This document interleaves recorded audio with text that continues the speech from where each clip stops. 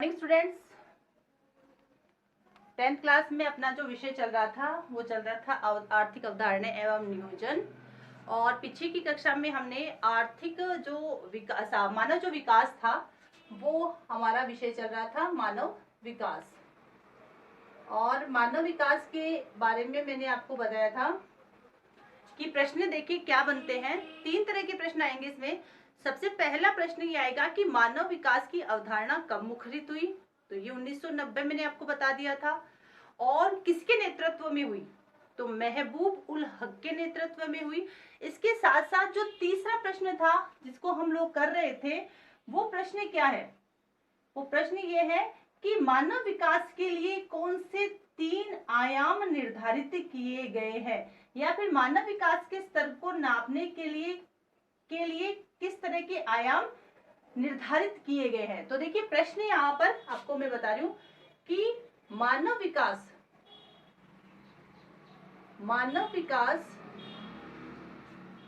के स्तर को मापने वाले आयाम बताइए। प्रश्न ये पूछा जाएगा जो अत्यंत महत्वपूर्ण है, मानव विकास के स्तर को मापने वाले आयाम बताइए। तो मैंने पीछे भी आपको बताया था कि मानव विकास के स्तर को मापने वाले 3 आयाम है। पहला जो आयाम है वो है शिक्षा, दूसरा जो आयाम है वो है स्वास्थ्य, और इस स्वास्थ्य को हम किसके नाम से भी जानते हैं, जीवन प्रत्याशा। जीवन प्रत्याशा से तात्पर्य है जीवन जीने की आशा। और इसके साथ साथ तीसरा जो है वो है प्रति व्यक्ति आय। और ये मैंने आप लोगों को एक भारत के जो राज्य हैं उनका मैंने आपको डायग्राम बनाकर बताया था कि किस तरह से मानव विकास के स्तर को मापने वाले जो आयाम है वो निर्धारित किए जाते हैं।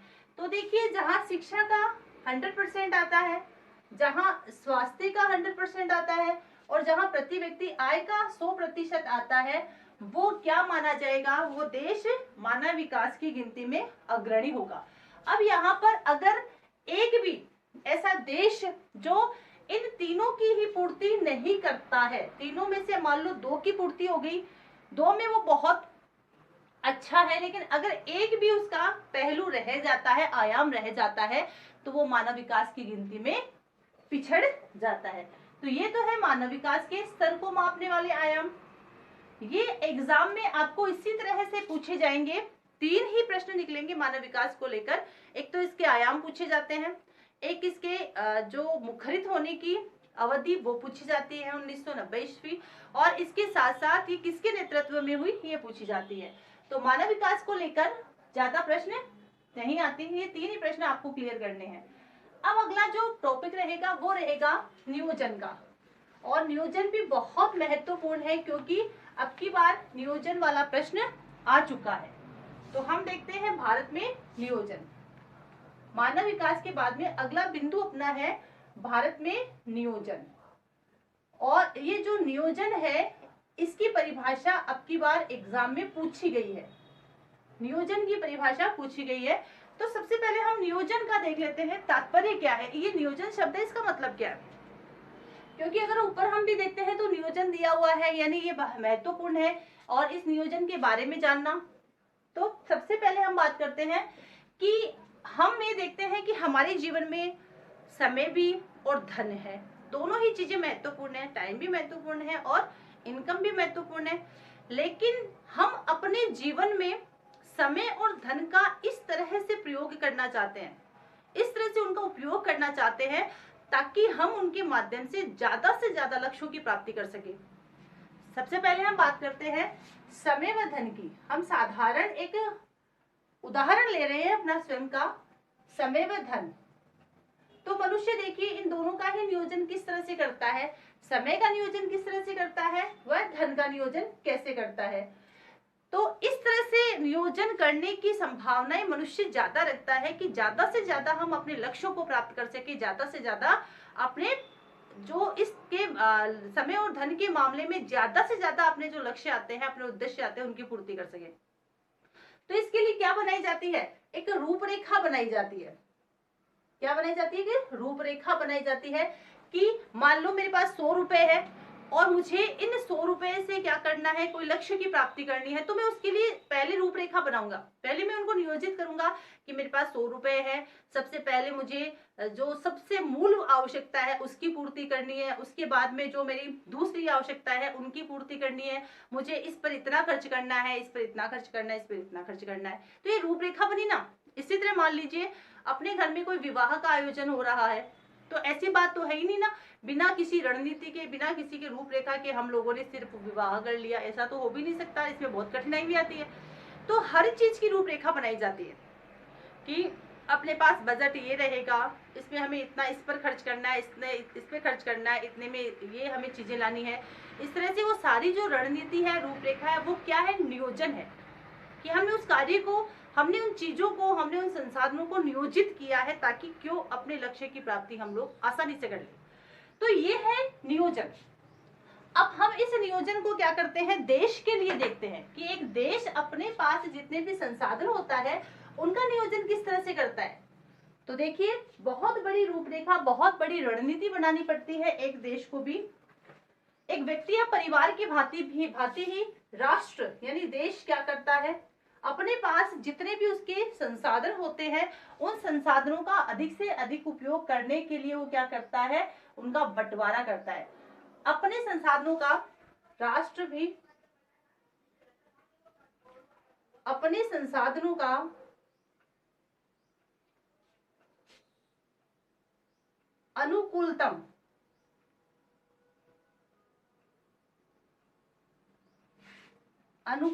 उपयोग करके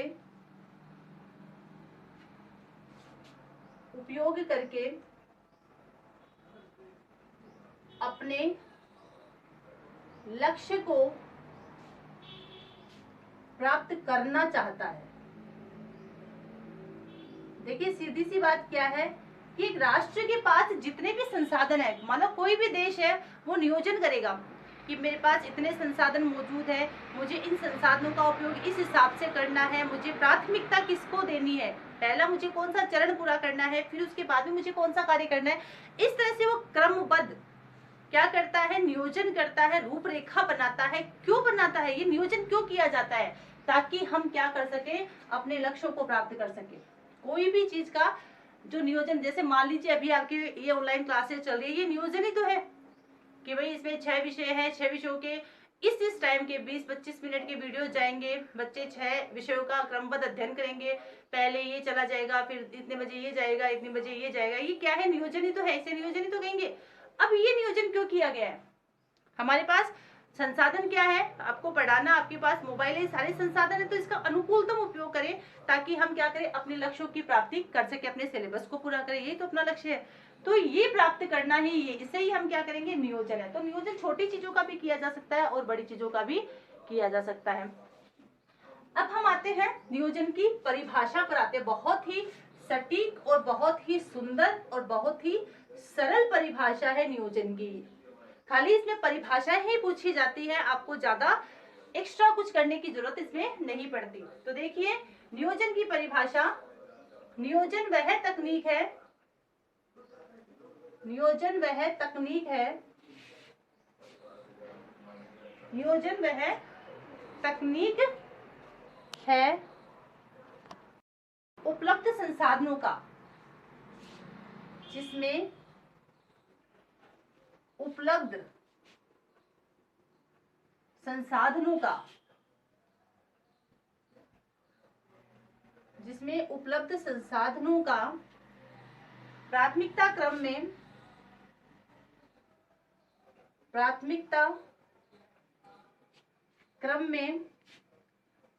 निर्धारण, प्राथमिकता क्रम में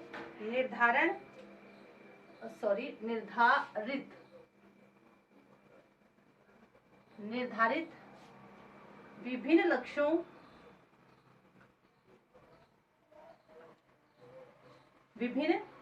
लक्ष्यों में अनुकूलतम आवंटन आवंटन एवं उपयोग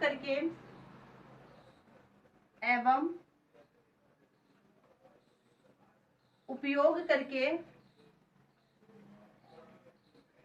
अपने लक्ष्यों को प्राप्त किया जाता है।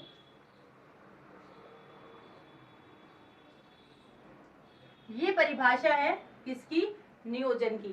तो सबसे पहले हम परिभाषा को क्लियर करते हैं, परिभाषा को हल करते हैं कि ये जो परिभाषा है ये किस प्रकार से आपको याद रखनी है और किस प्रकार से इसको समझना है। तो देखिए, नियोजन की परिभाषा बहुत सिंपल है कि नियोजन वह तकनीक है जिसमें क्या होता है, एक राष्ट्र के पास जितने भी संसाधन है, राष्ट्र के पास क्या है? संसाधन है, जितने भी प्राथमिक क्षेत्र के, द्वितीय क्षेत्र के, तृतीय क्षेत्र के सारे मिलाकर, तो उनको क्या किया जाता है? प्राथमिकता क्रम में निर्धारण किया जाता है। प्राथमिकता क्रम का मतलब हमें सबसे पहले क्या करना है, हमारे पास मौजूद संसाधन है वो कितने हैं, मतलब कौन से प्राथमिकता क्रम की, मतलब जिनका उपयोग हम ज्यादा से ज्यादा कर सके वो कितने हैं। फिर क्या किया जाता है? उनको बंटवारा किया जाता है कि इन संसाधनों का उपयोग हम इस वस्तु को प्राप्त करने में करेंगे, हमारे पास ये कच्चा माल है इसका उपयोग हम इस प्रकार करेंगे, गन्ना है तो इसका उपयोग गुड़ शक्कर चीनी बनाने में करेंगे, कपास है तो सूती वस्त्र में इसका उपयोग करेंगे, जूट है तो चटाई वगैरह बनाने में करेंगे। तो उपयोग हो गया, यानी उनका बंटवारा हो गया। और इसका बंटवारा क्यों किया गया है? ताकि हम अपने लक्ष्य को, यानी एक राष्ट्र अपने लक्ष्यों की प्राप्ति कर सके। और लक्ष्य क्या है? लक्ष्य क्या है उसका? आर्थिक विकास ही तो होगा भाई। एक राष्ट्र जो नियोजन करता है वो नियोजन क्यों करता है, या एक व्यक्ति जो नियोजन करता है वो क्यों करता है? अपना विकास करने के लिए करता है। तो एक राष्ट्र जो नियोजन कर रहा है वो किसके लिए कर रहा है? आर्थिक विकास को प्राप्त करने के लिए कर रहा है, अपनी अर्थव्यवस्था को मजबूत करने के लिए कर रहा है। तो बहुत सिंपल सी परिभाषा है कि नियोजन वह तकनीक है जिसमें एक राष्ट्र के पास जितने भी उपलब्ध संसाधन है उन संसाधनों का वह क्या करता है? प्राथमिकता क्रम में निर्धारण करता है। यानी पहले प्रायोरिटी किसको देगा, फिर दूसरी किसको देगा, फिर तीसरी किसको देगा, और फिर उनका अनुकूल सही तरीके समायोजित तरीके से उसका बंटवारा करता है। आवंटन से अभिप्राय है बंटवारा करना, और फिर उनका उपयोग करता है ताकि अपने लक्ष्यों को वो प्राप्त कर सके, अपना आर्थिक विकास पूर्ण कर सके।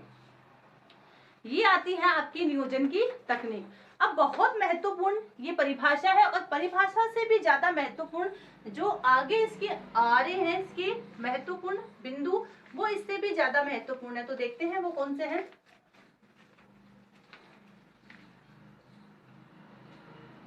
सबसे पहले आते हैं राष्ट्रीय स्तर पर नियोजन की तकनीक को सबसे पहले किसके द्वारा अपनाया गया। और अगर आपको कोई ये पूछे कि नियोजन का उद्देश्य क्या है, कई बार तो पूछते तो नहीं है, लेकिन नियोजन का उद्देश्य क्या है, तो एक राष्ट्र के लिए नियोजन का उद्देश्य क्या है? अपने लक्ष्यों की प्राप्ति करना और अपना आर्थिक विकास करना। ये तो नियोजन का उद्देश्य पूछ लिया आपसे। अब सर्वप्रथम जो ये जो नियोजन था, आर्थिक स्तर पर जो नियोजन था, वो आर्थिक नियोजन की तकनीकी सबसे पहले किसके द्वारा अपनाई गई? सर्वप्रथम आर्थिक नियोजन, आर्थिक नियोजन की पद्धति किसके द्वारा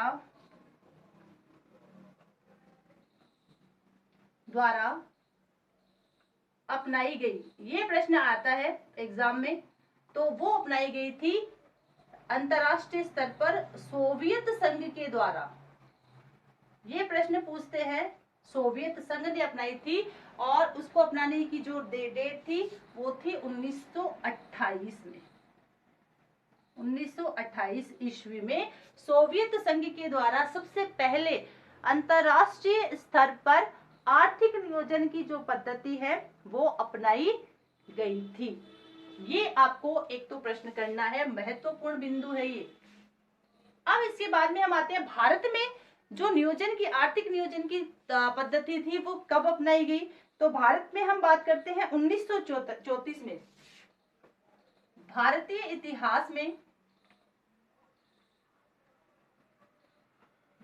इतिहास में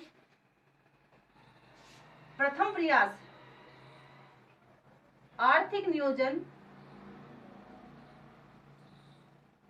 आर्थिक नियोजन का प्रथम प्रयास 1934 ईस्वी में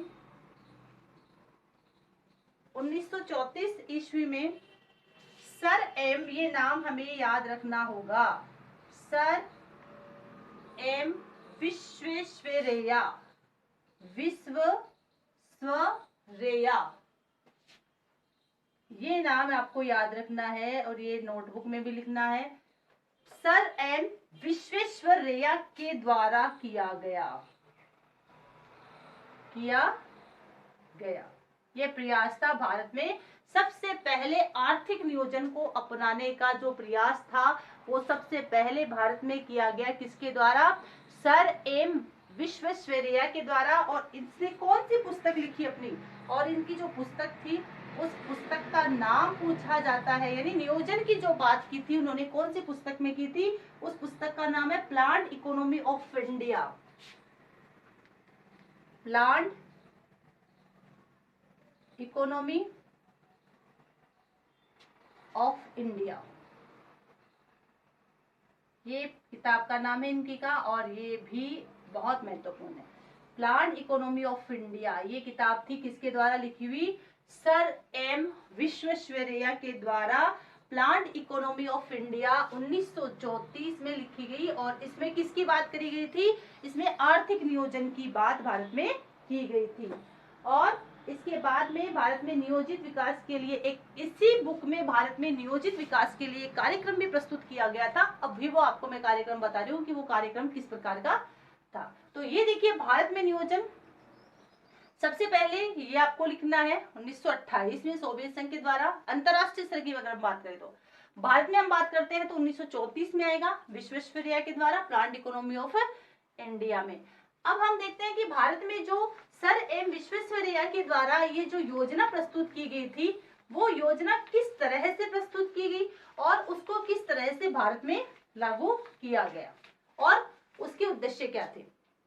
तो देखिए, आप जो विनिर्माण वाला अपना चैप्टर था उसमें मैंने आपको ये बताया था कि स्वतंत्रता के बाद भारत में 1948 में औद्योगिक नीति बनी थी।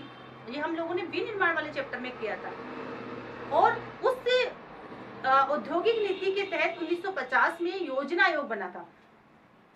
1950 में भारत में किसकी स्थापना हुई? योजना आयोग की। ये भी हम लोगों ने पढ़ा था।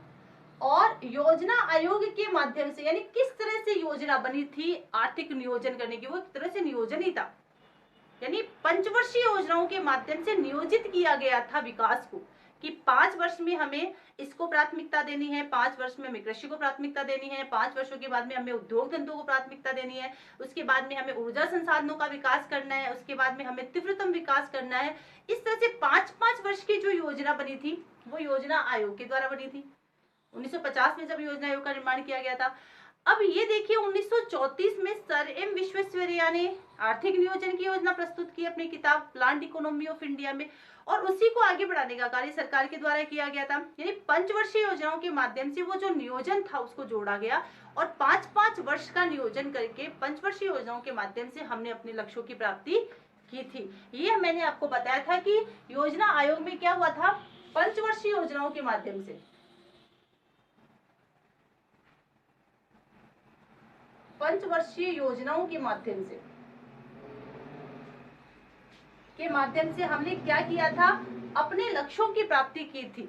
और वो जो प्राप्ति थी वो नियोजन के तहत ही की थी, यानी हमने नियोजन किया था चीजों का कि इस तरह से हमें 5 वर्ष कृषि के लिए देने हैं, 5 वर्ष हमें इनके साथ साथ दूसरी वस्तुओं के मतलब उद्योग को देने हैं, फिर ऊर्जा संसाधनों का विकास करना है, फिर गरीबी हटाओ का नारा बीच में आ गया, फिर इसके साथ साथ बड़े उद्योगों का विकास आया, लक्ष्य आर्थिक जो लक्ष्य था उसको भी बढ़ाया गया, तीव्रतम विकास है। इस तरह से जो 12 पंचवर्षीय योजना बनी थी 2017 तक, उनके माध्यम से उसको नियोजन ही किया गया था योजना आयोग के माध्यम से। और इसके साथ साथ 1952 में ये महत्वपूर्ण योजना आयोग का निर्माण कब किया गया था, 1952 में किसकी स्थापना हुई, राष्ट्रीय विकास परिषद। 1952 में राष्ट्रीय विकास परिषद की स्थापना हुई और इसका उद्देश्य क्या था, यानी राष्ट्रीय विकास परिषद के पीछे इसका उद्देश्य क्या था? तो इसका उद्देश्य क्या था? राज्यों व केंद्र शासित प्रदेशों को योजना निर्माण में शामिल करना। राज्यों व केंद्रों को योजना निर्माण में शामिल करना। ये किसका उद्देश्य था? राष्ट्रीय विकास परिषद, जिसकी स्थापना कब हुई थी? 1952 में। आगे आने वाली कक्षा में हम लोग इससे योजना आयोग के ये जो नियोजन के जो लक्ष्य हैं योजना आयोग के माध्यम से, उसका हम अध्ययन करेंगे। Thank you.